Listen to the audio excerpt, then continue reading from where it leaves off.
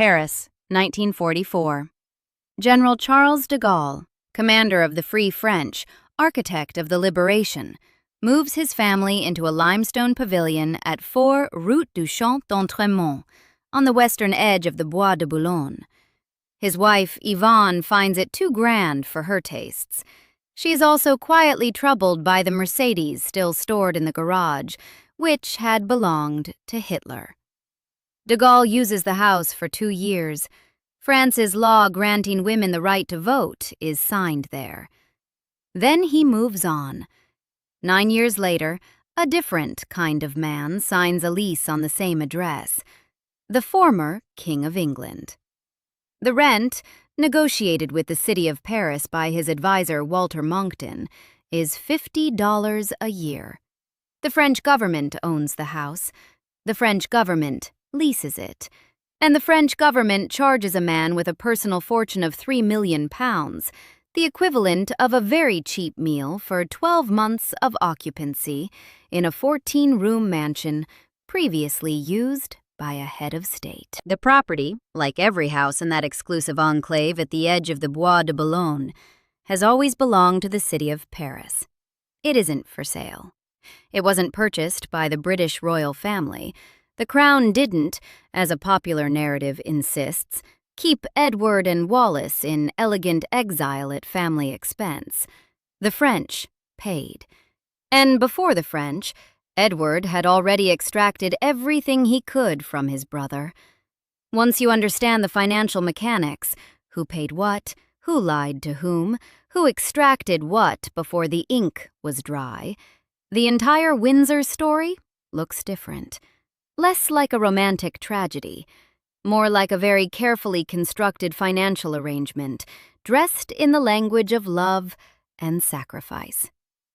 Edward Albert Christian George Andrew Patrick David was born on June 23, 1894, at White Lodge, Richmond Park, the eldest son of the future George V. He left Oxford after 8 terms without an academic qualification. As Prince of Wales, he became the most photographed person in the world. Menswear magazine informed its American readers in 1924 that the average young American man was more interested in his clothes than in any other living individual. He spent 25 years as heir apparent, undertaking 16 overseas tours, visiting the County Durham and Northumberland coalfields, speaking a few words of Welsh at his investiture at Caernarvon. The public image was of a modern, accessible, reform-minded prince. His father saw something different. George V told a courtier, "I pray to God that my eldest son will never marry and have children, and that nothing will come between Bertie and Lilibet and the throne." Edward's equerry privately predicted that his American mistress would eventually leave him, having secured the cash. Future Prime Minister Neville Chamberlain, then Chancellor of the Exchequer, wrote in his diary that Wallis Simpson was an entirely unscrupulous woman who isn't in love with the king, but is exploiting him for her own purposes. She has already ruined him in money and jewels. That diary entry was written before the abdication. Wallace Warfield had been born in Baltimore on June 19, 1896. Twice divorced, from a U.S. Navy pilot, then from an Anglo-American businessman, she was everything the British establishment feared as a prospective queen.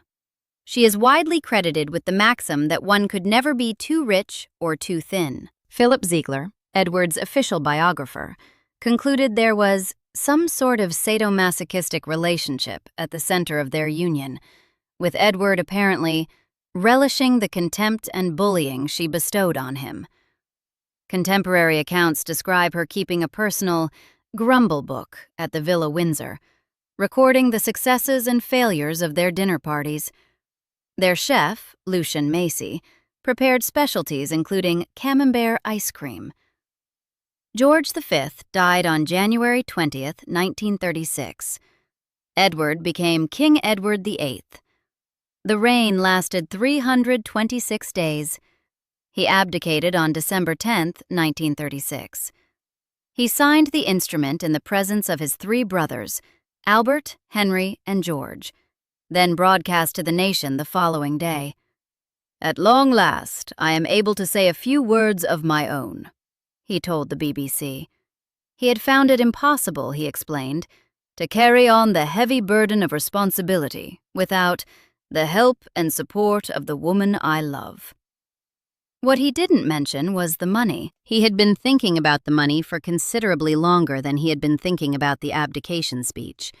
In the days before signing the abdication papers, Edward told his brother, the new King George VI, that his total personal assets stood at approximately £90,000. Documents released decades later established that his assets probably topped £1.1 million. He had deliberately understated his wealth to extract a better financial settlement. George VI, believing his brother was in genuine financial difficulty, initially promised £25,000 annually. When the deception was discovered, the settlement was renegotiated downward. The final arrangement? £10,144 annually, tax-free, plus an additional £11,000 per year that would continue only until George VI's death. Combined income? £21,000 annually, roughly £1.4 million in today's terms. But the income arrangement was only part of the extraction. Sandringham and Balmoral, the private royal residences that remain the personal property of the monarch, distinct from the crown estate, had passed to Edward directly from George V as personal inheritance. They belonged to him. George VI was legally obliged to purchase them back. After what contemporary accounts describe as much argument, the valuation was settled at £289,853. The proceeds were invested in war bonds. The buyout was approximately £300,000, worth something in the range of £22.5 million today. Andrew Roberts reported in 2002 that the Queen Mother told him, with considerable residual anger, decades after the fact. The king had to buy out the Duke of Windsor at the time of the abdication. It left us terribly short, but otherwise we couldn't have had Balmoral and Sandringham. By the time she offered this complaint, the Queen Mother was estimated to be worth between £50 and £70 million. Edward had not arrived penniless at the gates of exile. He left with £300,000 from his brother, a negotiated annual income, and a personal fortune of approximately £3 million. The man who framed his abdication as sacrifice had taken everything he legally could before departing. Now to France. The property at 4 Route du Champ d'Entraînement was designed by architect Roger Bouvard and completed in 1929 for Henri Lila, a French politician and mayor of the 16th arrondissement. 14 rooms, reception room ceilings 15 feet high, 2.7 acres of landscaped gardens enclosed by tall wrought iron fencing. The city of Paris owns the land. All the houses in that enclave are, and always have been, leased by the municipal government, not sold. The Villa Windsor was no exception. During the Nazi occupation, Hermann Göring used it as a base to expand his collection of looted art. After liberation in August 1944, de Gaulle moved in. His family occupied the house until 1946, during which time France's laws of reconstruction were drafted within its walls. After de Gaulle's departure, the property passed through City of Paris administration until the Windsors arrived in 1952, with the formal lease confirmed in 1953. Walter Monckton, Edward's closest advisor during the abdication crisis, the man who had served as go-between for Edward and the Crown throughout, negotiated the lease terms with the French government. The rent? Somewhere between $10 and $50 per year, depending on which contemporary source you consult. All sources agree it was nominal. The word used across accounts is peppercorn. The subsidy didn't stop at the lease. The French government provided free security for the property. The Windsors were exempt from income tax in France, from any duty on foreign purchases, and from taxes on investment profits. Their £3 million personal fortune was effectively sheltered by the French state from meaningful taxation. This was, as the American Aristocracy Archive documents it, not bad, especially when one considers that the Duke's personal fortune at that time was a not too shoddy £3 million. The one property the Windsors ever actually owned, Le Moulin de la Tuilerie, a country mill 22 miles southwest of Paris at Gif-sur-Yvette, was purchased in 1952 using £80,000 from the British government, then renovated the following year with a further £20,000. Even their only personal property was bought with someone else's money. The same sources note dryly that despite all of this, the subsidized housing, the tax exemptions, the £21,000 annual income, the £3 million fortune, the £300,000 extracted from George VI, the Windsors somehow managed to complain they were always hard up. Now to the legal weapon. 7 days before Edward and Wallis's wedding on June 3, 1937, George VI issued a letters patent. On its surface, the document confirmed Edward's style as His Royal Highness Duke of Windsor. The real purpose was concealed in what it excluded. Under normal constitutional convention, a peer's wife automatically takes her husband's style. Wallis Simpson, upon marrying the Duke of Windsor, should have become Her Royal Highness the Duchess of Windsor by default. The Crown had to design and issue a specific legal instrument to override that convention and deny her a title she was, by established custom, entitled to hold.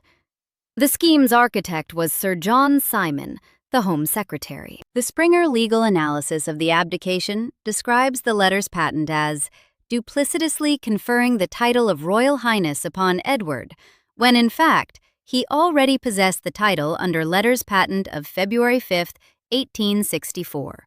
He'd held it since childhood.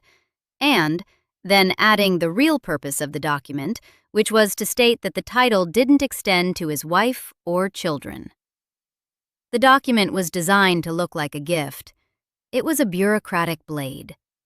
Lord Devlin later described the government's action as having been done, in the operative legal phrase of the period, to draw a line between the Duchess and the royal family. Sir John Simon designed the mechanism. The effect was a denial that ran 49 years, from the date of the wedding, June 3, 1937, until Wallis's death, April 24, 1986. Edward never forgave it. He described his family in private letters as a seedy bunch. When Queen Elizabeth II visited him on his deathbed at Villa Windsor in 1972, his request was that Wallis receive the HRH title. It was refused. Staff at Villa Windsor were still required to address her as Your Royal Highness until the end. The rest of the world was under no such obligation.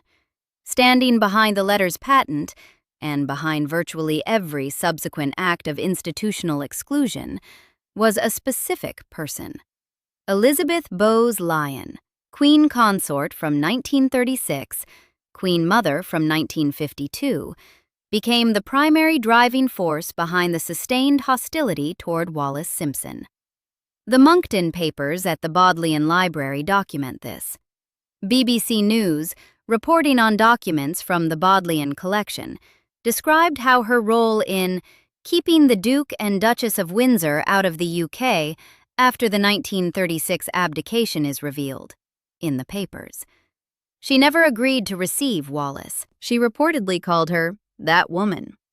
The same woman who told Andrew Roberts the Balmoral and Sandringham buyout had left the family terribly short, despite being worth between 50 and 70 million pounds at the time, was the institutional engine behind the social exclusion that mirrored and reinforced the financial arrangement. The Crown's public posture was silence. Its private policy was something considerably sharper. The lifestyle Edward and Wallis built on these foundations was the point. At Villa Windsor, the former king draped his red and gold silk banner with the royal coat of arms over the galleried marble entrance hall. Their footmen wore royal livery. Edward slept under a bed cover monogrammed E.R., Edward Rex, in permanent commemoration of the 11 months he had been king. At Le Moulin, Wallis commissioned a mural of a watermill with an inscription, "I'm not the miller's daughter, but I've been through the mill." She also had the crown of England painted above the pool house, visible to anyone who walked the grounds. The bitterness was built into the architecture. The social circuit sustained them, from Paris to New York to Palm Beach to the Riviera. Elizabeth Taylor visited, Marlene Dietrich visited, Aristotle Onassis and Henry Ford. From 1941 onwards, the Windsors spent regular months in Palm Beach, moving among the American mega-wealthy who found the former king and his wife a desirable social ornament. The Waldorf Astoria in New York, the Ritz in Paris, Claridge's if in London. John Utter, the Duke's long-serving secretary, told biographer Hugo Vickers what the evenings looked like when there were no guests.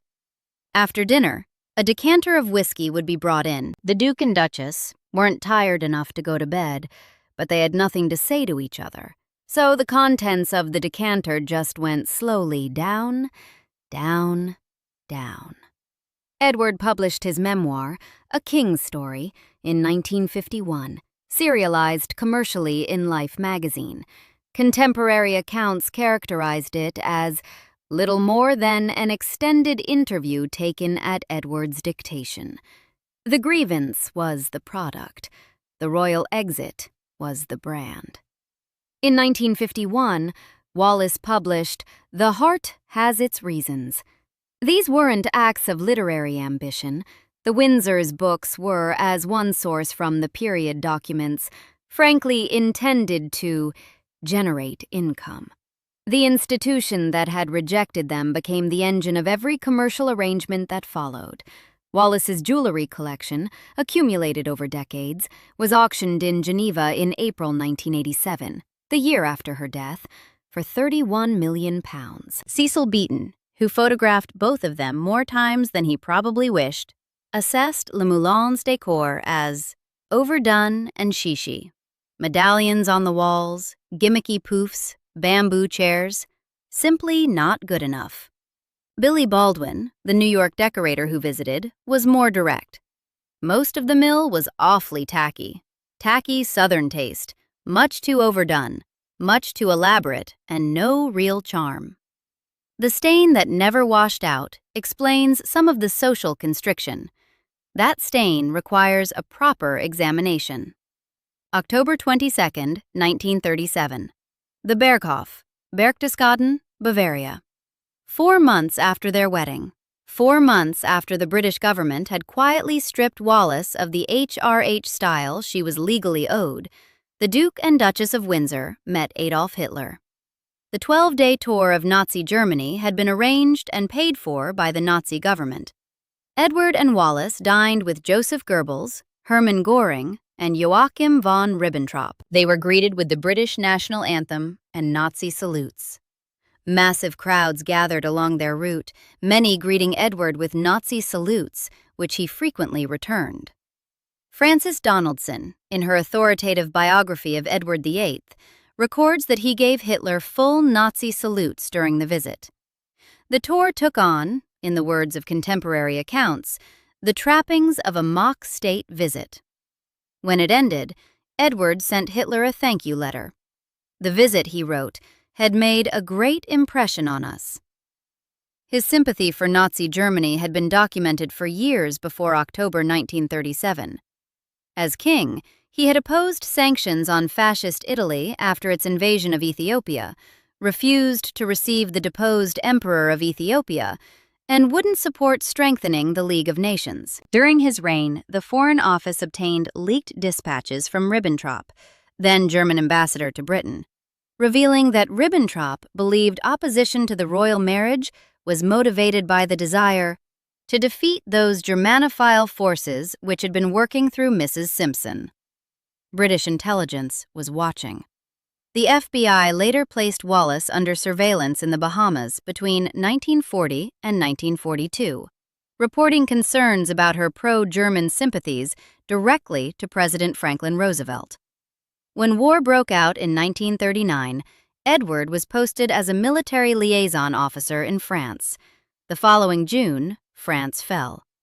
Edward and Wallis fled Paris, passed through Spain, and landed in Lisbon. Portugal was nominally neutral. It was also saturated with Nazi intelligence. What happened in Lisbon shapes the moral verdict on Edward VIII more decisively than any single document. While there, Edward and Wallis made a deliberate point of voicing their displeasure with the British royal family and with Churchill's government. This was documented. It's part of what became the Windsor file, a subset of the captured German diplomatic records. Their complaints were heard, noted, and moved upward through the Nazi intelligence apparatus. The Nazis believed Edward was recruitable. They had reasons to think so. Walter Schellenberg, head of Nazi foreign intelligence, the SD Ausland, an SS Brigadeführer, was personally assigned by Hitler to manage what was codenamed Operation Willi. The plan, executed in July 1940, had two possible outcomes. First, persuade Edward to work toward a peace settlement between Britain and Germany. Or, second, position him to take the British throne following the anticipated German conquest of the United Kingdom. To advance the first option, Nazi agents attempted to convince Edward that King George VI and Winston Churchill were planning to have him assassinated upon his arrival in the Bahamas. The plan also involved a staged kidnapping, designed to blackmail the monarchy into surrender. The evidence for all of this came from Marburg Castle in May 1945. American troops moving through the outskirts of Degennershausen found abandoned German military vehicles containing archives. First Lieutenant David Silberberg discovered documents signed by Ribbentrop and followed the trail to Marburg Castle. Separately, a German soldier named Karl von Lesch, assistant to Hitler's personal translator Paul Schmidt, who had been ordered to destroy all top-secret papers, had buried some documents in the grounds near Marburg rather than burn them. He revealed their location to Allied intelligence in exchange for immunity from prosecution. Around 400 tons of material were recovered and transported to Marburg Castle for review. Among it, approximately 60 letters, telegrams, and papers written by people working around the Duke, including German agents during the war. This subset became known as the Windsor File. The documents are alleged to contain, among other material, communications in which Edward encouraged relentless bombing of the United Kingdom as a means of forcing peace negotiations. The historical debate on the evidentiary weight of specific documents continues. Several historians argue Edward was a vain fool rather than a calculated traitor, an ideological sympathizer who made himself useful to Nazi intelligence without fully understanding what he was doing. Others read the documents as demonstrating active collaboration. What isn't in dispute is that the documents existed, that they were damaging, and that the British government immediately moved to suppress them. Winston Churchill reviewed the files. George VI, who insisted the files be suppressed and never released to the public, directed that they be contained.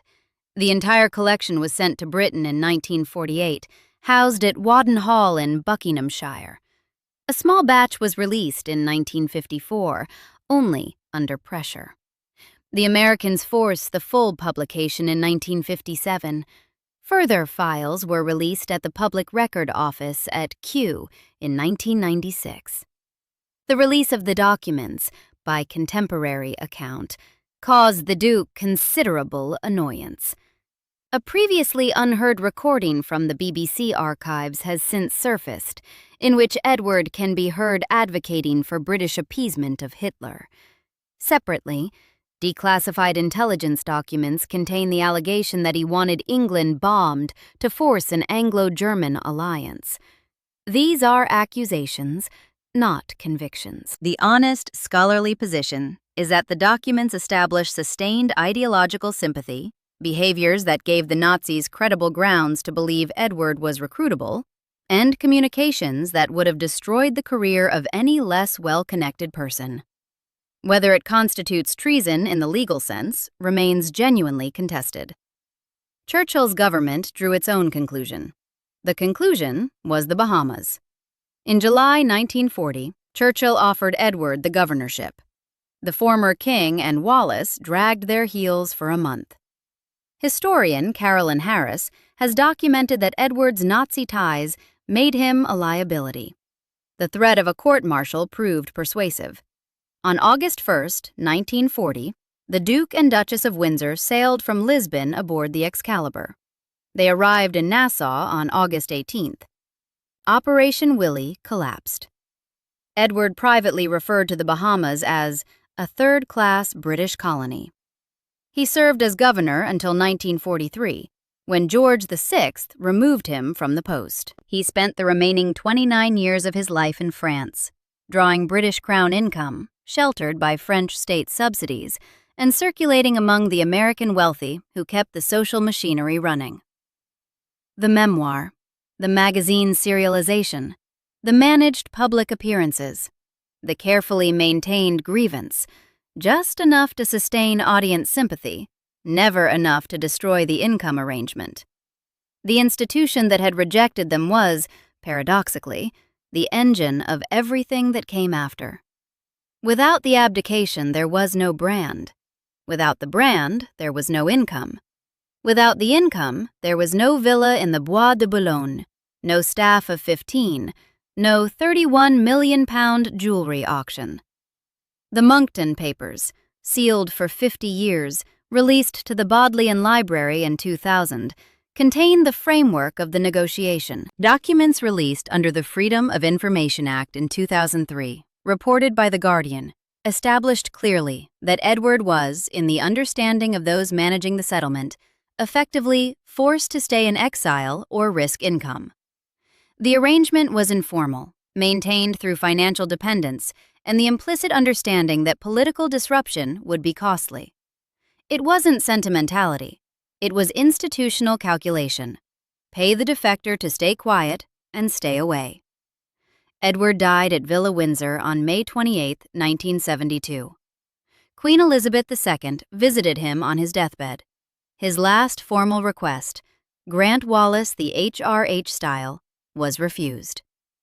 Wallis spent her final years at the villa in progressive decline, losing the power of speech in 1980, bedridden until her death on April 24, 1986. She weighed under 70 pounds at the end. Staff were still required to address her as Your Royal Highness. After her death, Mohammed Al-Fayed signed a 50-year lease on the property from the city of Paris. He purchased the villa's contents from the Pasteur Institute and restored the mansion to period condition. For this contribution to French heritage, the government awarded him the Légion d'honneur. He returned the lease in 2018. The city of Paris awarded the property to the Mansart Foundation, which opened it as a museum in 2024 to coincide with the Paris Olympics. Admission is free. The house, where France effectively subsidized a former British king, is now open to the public that never knew it existed. The playbook Edward and Wallis created is readable to anyone who strips away the romance. Departure framed as personal sacrifice and romantic necessity, not as rejection of duty.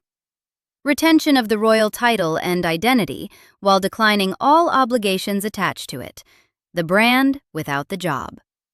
Commercial exploitation of royal grievance through memoir, serialization, and public appearance. A foreign patron willing to provide the infrastructure of aristocratic life in exchange for proximity to royal mystique. Enough maintained silence about the institution to keep the income arrangement intact, while enough public performance of wounded dignity to keep the audience engaged. Edward wrote this playbook between 1936 and 1951.